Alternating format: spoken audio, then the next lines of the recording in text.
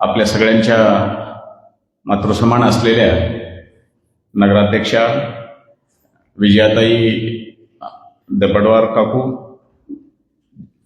या व्याख्यानमालेमध्ये वक्ता म्हणून त्यांच्या याच्यामध्ये हा सगळा अत्यंत शिवतत्वज्ञान आणि सांस्कृतिक अनुबंध असा अत्यंत अभ्यासपूर्ण विषय या ठिकाणी याचे सगळे पैलू आपल्यासमोर उलगडतील असे प्रख्यात या सगळ्या विषयाचे अभ्यासक प्राध्यापक डॉक्टर शशिकांत दरगुसर आणि ज्यांच्या नावाची व्यक्ती म्हणून नाही तर आपल्या सगळ्या मुखेडचं वैभव म्हणून संबंध देशामध्ये देशाच्या बाहेर ज्यांनी आपल्या गावाचं नाव ज्यांच्यामुळं ओळख निर्माण झाली असे आपल्या सगळ्यांचे मार्गदर्शक आणि आमच्या वैद्यकीय क्षेत्राचे तर खऱ्या अर्थानं ते दीपस्तंभ आहेत असे आदरणीय डॉक्टर दिलीप कुंडे सर, ज्यांना लोकसेवेच्या माध्यमातून काम करत असताना वैद्यकीय क्षेत्रासोबत ज्यांना दैनिक लोकमतचा एक मानाचा असा पुरस्कार मिळाला असे समाजाभिमुख व्यक्तिमत्व डॉक्टर कैलास पाटील. मला वाटते जरी त्यांना पुरस्कार हा मिळाला असेल तरी त्या पुरस्कारामध्ये अर्धा वाटा आमच्या बहिणीचाही आहे. ते या उपस्थित डॉक्टर आरती पाटील आणि या ठिकाणी उपस्थित असलेले ज्यांचा या ठिकाणी यथोचित असा लोकसेवक नगरसेवक म्हणून त्यांना सन्मानित करण्यात येत आहे असे नगरसेवक माझे लहान भाऊ प्राध्यापक विनोद खाडेपवार, जयप्रकाश कानगुले, आमचा दुसरा लहान भाऊ असलेला आमचा लाडका बैजरान, तिकडे स्नेहा तमशेट्टे, ऐश्वर्याताई गायकवाड आणि आमच्या वहिनी कोतापल्ले वहिनी कुठे गेली आमचे हे तिकडे आणि या ठिकाणी उपस्थित असलेले प्राध्यापक एकलारे सर. खऱ्या अर्थानं इकडे पाहिल्याच्या नंतर ज्या सगळ्यांचीच नावं घ्यावी लागतील, आता ते नावं घेण्यामध्येच प्रास्ताविक फार मोठं होईल, पण आमचे मोठे बंधू व्यंकटराव पाटील चांडोळकर आहेत, हनुमंतराव मस्कले काका आहेत, ओंकारप्पा आहेत, लिंगणवाड काका आहेत, पत्रकार शेखर पाटील आहेत, संतोष आहे, आमचे संघाचे माननीय तालुका संघचालक आहेत, म्हणजे ज्यांची नावं घेतली पाहिजेत. खरं म्हणजे हे सगळे इकडे आदरणीय त्यांनी आम्हाला घडवलं इथपर्यंत असे आदरणीय सोनटके सर आहेत. आता नाव कोणाचं सोडावं हा प्रश्न आहे. त्यामुळं इकडे तोंड करून बसलेली जेवढी मान्यवर मंडळी आहे तेवढीच इकडे तोंड करून बसलेली सगळी मान्यवर मंडळी आहे. तेव्हा सगळे उपस्थित बंधूंनो आणि भगिनींनो, तर हा जो व्याख्यानमालेचा जो कार्यक्रम आहे तर मूळ त्याचं संकल्पना अशी आहे की या ठिकाणी डॉक्टर विरूपाक्ष शिवाचार्य महाराज यांचा पट्टाभिषेक होऊन म्हणजे आपल्या शहरात या भूमीमध्ये येऊन त्यांना आज 1.5 तप म्हणजे 18 वर्ष पूर्ण होत आहेत आणि त्यांच्या पट्टाभिषेकाचा हा वर्धापन दिन आहे आणि या वर्धापन दिनाचं औचित्य साधून आपण या व्याख्यानमालेचं आपण एक वैचारिक कार्यक्रमाचं आयोजन केलंय. 18 वर्षापूर्वी त्यांचा पट्टाभिषेक झाला त्यावेळेस आत्ताच कोंडे सरांनी आठवण करून दिली की वैद्यकीय संस्थेच्या माध्यमातून आणि सरांच्या संकल्पनेतून तेव्हा आपण जवळपास 200 बॉटल रक्त संकलन केलं होतं. असं एक विक्रमी तेव्हा एक सामाजिक उपक्रमाची जोड दिली होती. सर मला असं वाटते की आपण तो कार्यक्रम जरी पट्टाभिषेकाचा असेल धार्मिक असेल तरी त्यालाच आपण मूळ सामाजिक कार्याची तुम्ही पेरणी केलेली आहे, म्हणून त्याचं फलस्वरूप म्हणून पुढच्या सगळ्या काळामध्ये या मठाच्या माध्यमातून असे अनेक सामाजिक सांस्कृतिक धार्मिक कार्यक्रम तर हा मूळ उद्देश आहेच आहे, पण त्याला जी समाजाभिमुखतेची जी जोड देण्याचं काम झालं. मला असं वाटते की कुंडे सरांनी जी त्यावेळेस रक्तदान शिबिराची जी जोड दिली होती तर ते म्हणत होते की तुम्ही एवढा मोठा कार्यक्रम करताय त्याला काहीतरी तुम्ही सामाजिक कामाची जोड द्या हे तुम्ही आम्हाला सांगितलं होतं. तर त्यामुळे कदाचित त्या विचाराची पेरणी झाली आणि त्याचं आज स्वरूप म्हणून विविध कार्यक्रमाचं या ठिकाणी आपल्याला सगळं असं स्वरूप दिसतंय. आणि 12 वर्षाचा जो द्वादश पट्टाभिषेक कार्यक्रम सोहळा म्हणून 2020 साली झाला तेव्हा अशी आमची कल्पना अशी आली आम्ही सगळ्यांची की आता 12 वर्ष झालीत तर आपण एक या ठिकाणी या मठ संस्थांच्या माध्यमातून एका व्याख्यानमालेचं आयोजन सातत्यानं दरवर्षी करावं. आणि त्यावर्षी प्रख्यात महाराष्ट्रातील साहित्यिक विचारवंत विवेक घळसाशी सर आले होते आणि सलग 3 दिवस फार मोठी व्याख्यानमाला त्यावेळेस चालली आणि अत्यंत महत्वपूर्ण विषय घळसाशी सरांच्या त्यांच्या मधुर वाणीतून या ठिकाणी मुखेडवासियांसाठी एक विचाराची फार मोठी त्यांनी देण देऊन गेले आणि तेव्हापासून ही परंपरा आता आता आता चालू आहे. वास्तविक पाहता हा मठ आहे. महाराज जेव्हापासून आले तेव्हा केवळ धार्मिक कार्यामध्ये धर्म प्रचार प्रसार हे तर काम आहेच आहे, पण मुळात वीरशैव तत्वज्ञान किंवा या मठाची परंपरा जी आहे भक्ती वैराग्य ज्ञान भक्ती आणि वैराग्य, त्यानुसार भक्तीसोबत ज्ञानाचाही विचार असला पाहिजे. वैराग्य आम्ही धारण करण्यासाठी काय आम्ही तुमच्यासारखी वस्त्र धारण केलेली मंडळी नाही, तुम्ही दोघं सोडली तर, पण वैराग्य जरी नसेल तर किमान विचाराचा थोडा बहुत त्याग तरी असला पाहिजे.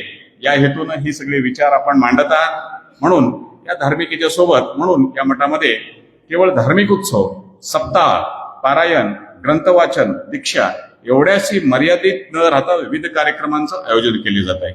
आणि महाराज स्वतः हे उच्च शिक्षित असल्यामुळं कारण या बदलत्या काळानुसार धर्म परंपरेला समाज अभिमुक्तीची जोड द्यावी हा जो काही त्यांचा उद्देश आहे तो खऱ्या अर्थानं खूप चांगला असा उद्देश आहे. कारण हा काळ आता हा सॉफ्टवेअरचा जमाना आहे. या ठिकाणी विविध शिक्षण क्षेत्रातली मंडळी आहेत. सॉफ्टवेअरच्या काळामध्ये टाईपरायटरवर काम चालत नाही. टाईपरायटरवर आज चालणार नाही, त्याला सॉफ्टवेअरची जोड लागते. म्हणून तुमच्या धार्मिक अधिष्ठानाला या सगळ्या वैचारिकतेची जोड द्यावी या उद्देशानं अशा विविध कार्यक्रमांचं आयोजन केलं जात आहे. जसं या ठिकाणी गुरुपौर्णिमेचा उत्सव होतो तसा गुरुपौर्णिमेसोबत दुर्गा पूजनाचाही उत्सव या ठिकाणी साजरा केला जातो. यामधून हा संदेश दिला जातो की दुर्गा पूजनाच्या माध्यमातून अनेक कुमारिकेंचं पूजन, स्त्रीचं महत्व, कारण आपली परंपरा सांगते की यत्र नार्यस्तु पूज्यन्ते तत्र रमन्ते देवताः. ज्या ठिकाणी स्त्रीचा सन्मान होतो त्या ठिकाणीच खऱ्या अर्थानं देवतेचा वास आणि अधिवास असतो. म्हणून या ठिकाणी दुर्गा पूजनाचा कार्यक्रम होतो आणि समाजाला हा संदेश देण्याचा या मठाच्या माध्यमातून प्रयत्न आहे की स्त्री ही केवळ सौंदर्याची पुतळी नाही तर ती पराक्रमाची स्फूर्ती आहे आणि कर्तव्याची पावित्र्याची मूर्ती आहे. हेही समाजामध्ये जावं या उद्देशानं अशा विविध कार्यक्रमांचं आयोजन केल्या जाते. केवळ या ठिकाणी यज्ञ होणार नाही तर त्यासोबत यज्ञासोबत ज्ञान यज्ञाची जोड द्यावी अशा स्वरूपाचे हे सगळे कार्यक्रम या ठिकाणी आयोजित केले जातात. आणि आज या कार्यक्रमासोबत जे लोकसेवक, नगरसेवक, नगराध्यक्षा आणि विविध क्षेत्रातील मान्यवर जसे पुंडे सर आहे, डॉक्टर कैलास पाटील आहेत, यांचं सगळ्यांचं एकत्रीकरण आणि सन्मान करण्याचा उद्देश महाराजांच्या मनामध्ये काय होतं हे मला माहिती नाही, पण मला असं वाटतंय की कारण मुळात जे काही आज आपण याला विषय शिवतत्वज्ञान आहे, मुळात शिवतत्वज्ञान ह्या विषयाचं उलगडा तर आपले वक्ते दरगुसर करतील, पण मला असं वाटतंय की शिव जसा निर्गुण आणि निराकार आहे तसा तो सृष्टीचा सारही आहे. शिव जसा भोळा आहे तसा शिव हा महाज्ञानी आहे, म्हणून त्याला महेश म्हटल्या जाते. शिव हा जसं वैराग्याचं प्रतीक आहे तो वैराग्याचा देवता समजला जाते, तसा सत्यम शिवम सुंदरमच्या माध्यमातून शिव ही आनंदाची पेरणी करणारे देव आहे. शिवतत्व हा एक भाव आहे आणि ही शिवतत्वामध्ये लोककल्याणाची भावना आहे. कारण शिव हेच निळकंठ आहेत आणि हे जे निळकंठ आहेत त्यांनी हलहल विष प्राशन केलंय आणि यामागचा उद्देश असा आहे की स्वतः कष्ट सहन करायचे पण दुसऱ्याच्या कल्याणासाठी, दुसऱ्याच्या भलासाठी स्वतःचं आयुष्य घालायचं.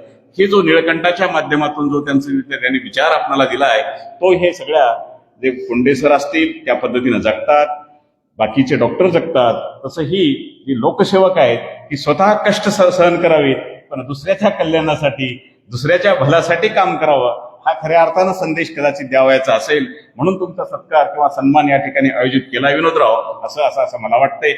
आणि पुंडेसरांचं तर मी सगळं आयुष्य पाहतो की आता त्यांचं बरोबर वाटतंय 67-68 वर्ष वय आहेत. पण सरांना मी असं अनेक वेळा म्हटलंय, सर एका दिवशी मी सरांना म्हटलं की सर तुम्ही किती वर्षापासून इथे हे करताय? सर म्हटले 38. मी म्हणलं तुमचं 76 वर्षाची सेवा झालेली आहे. कारण 12 तास दिवसा काम करता आणि 12 तास रात्रीही काम करतात. संध्याकाळला आता आम्ही तर थोडस बाजूला गेलो तर कैलास पाटील रात्री उठतील का नाही मला माहिती नाही, पण पुंडे सर मात्र 100% उठतात. दुसरे डॉक्टर कोणी उठो न उठो या वयातही, कारण रात्री 12ला फोन करा, 2ला फोन करा, म्हणजे ही त्यांची जी तपश्चर्या आहे ती फार मोठं हे योगदान आहे समाजाप्रती. केवळ हा एक व्यवसाय नसून ही सेवा आहे. जसं शंकरांनी स्वतः हलाहल प्राशन करून जसं म्हणजे लोकांच्या कल्याणासाठी काम केलं तसं सर दिवसभर जागतात, रात्रभर जागतात आणि ह्या सगळ्याचा कीर्तीचा दरवळ कुठपर्यंत पसरला तर तो राष्ट्रपती भवनापर्यंत पसरला. यावर्षी राष्ट्रपती भवनामध्ये या ठिकाणी त्याचा उल्लेख तुमच्या प्रास्ताविक आपल्या संचलनामध्ये कदाचित पुढे होईल सरांच्या सन्मानाच्या वेळेस. पण त्यांना सर काय ते रिसेप्शन ऍट होम म्हणजे राष्ट्रपतींनी त्यांना कशासाठी बोलवलं होतं? रिसेप्शन. कुणाचं रिसेप्शन? या देशाच्या पहिल्या नागरिक आहेत. जसं विजयाताई या शहराच्या पहिल्या नागरिक आहेत, तसे या 140 कोटी लोकसंख्येच्या भारताच्या पहिल्या नागरिक ह्या द्रौपदी मुर्मूजी आहेत. आणि मग त्यांच्या होम रिसेप्शन. कुणाचं रिसेप्शन? द्रौपदी मुर्मू यांचं रिसेप्शन. म्हणजेच 140 कोटी जनतेचं रिसेप्शन. आणि त्याचे प्रतिनिधी म्हणून द्रौपदीताईंनी बोलावलं आणि रिसेप्शन ऍट होम यासाठी डॉक्टर पुंडे सरांना बोलावलं. हा त्यांच्यासाठी गौरव नसून तो तुमच्या आमच्या सगळ्यांसाठी गौरव आहे.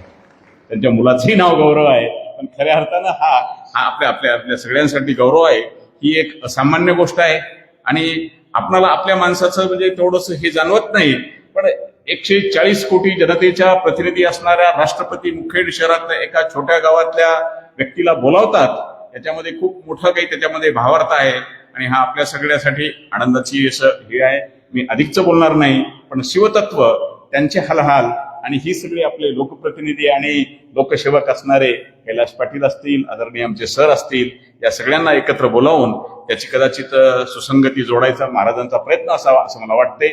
आणि या माध्यमातून मी एवढंच या ठिकाणी प्रस्तावित करतो आणि थांबतो. धन्यवाद.